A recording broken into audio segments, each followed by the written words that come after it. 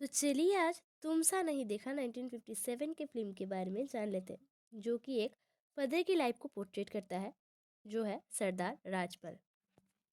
वो after killing his brother 20 years prior, अब वो क्या करता है, वो अपने घर चले जाते हैं एंड उधर ये एक रिक्लूसिव लैंड लॉर्ड की तरह रहते हैं। अब इसके बाद वो क्या करता है कि वो अपने एस्ट्रेंजर सन को लियोर्स करता है। लियोर्स मतलब अ, उनको दिखाता है कि मेरा इतना कुछ प्रॉपर्टी है, इतना कुछ ये है। एंड जो सन का नाम था शंकर, मतलब शम्मी कपूर। एंड उधर ही उसको एक जॉब ऑफर करता है एंड उधर ही 2 men शो अप करता है एंड क्लेम करता है कि वो लोग शंकर है। अब आता है विलेन शोहन, जो कि राजपल की प्रॉपर्टी स्टील करने के लिए, मतलब चोरी करने के लिए ट्राई कर रहा था। एंड इधर इस फिल्म पर एक कॉन्फ्यूजन को दिखाया गया हुआ है, जहाँ पर राजपल तो अपने रियल सन को आइडेंटिफाई करने की कोशिश कर रहा है। तो चलिए जान लेते धीरे धीरे इन मूवीज़ की प्लॉट्स क्या है। तो फर्स्ट में आता था फदर्स पास्ट। तो इस फिल्म में पहले 20 साल पहले का एक इवेंट दिखा गया हुआ है, मतलब 20 साल पहले का एक सीन दिखा गया हुआ है, जहाँ पर वो अपने ब्रदर को मर्डर करता है। एंड इसके बाद वो अपनी एडॉप्टेड डॉटर मीना के साथ चले आते हैं उनके घर। अब आता है the second part, the deceptive advertisement.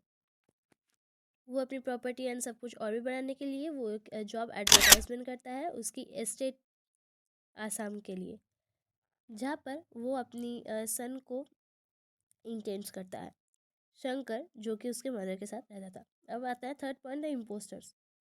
उनके वाइफ ने उनके सन को भेज देता है, मतलब उसके वाइफ ने उनकी जो लड़का है शंकर, उसको भेज देता है फादर की एस्टेट पर काम करने के लिए।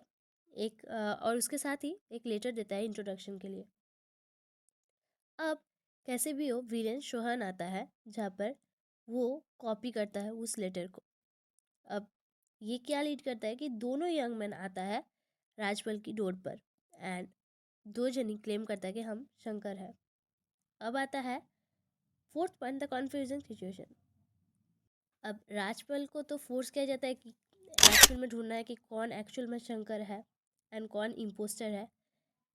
एंड इधर ही इस मामले के बीच उनके एडॉप्टेड डॉटर मीना को प्यार हो जाता है उनमें से एक लड़के के साथ।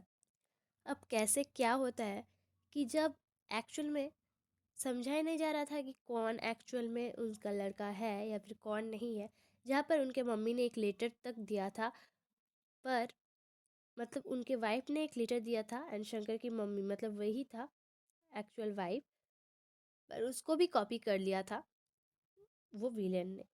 अब इसीलिए उन लोगों को पहचाना नहीं जा रहा था एंड कोई भी इम्पोस्टर ढूंढा नहीं जा रहा था।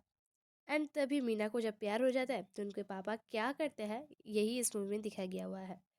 अब जान लेते हैं कुछ शम्मी कपूर के ब्रेकआउट के रोल के बारे में।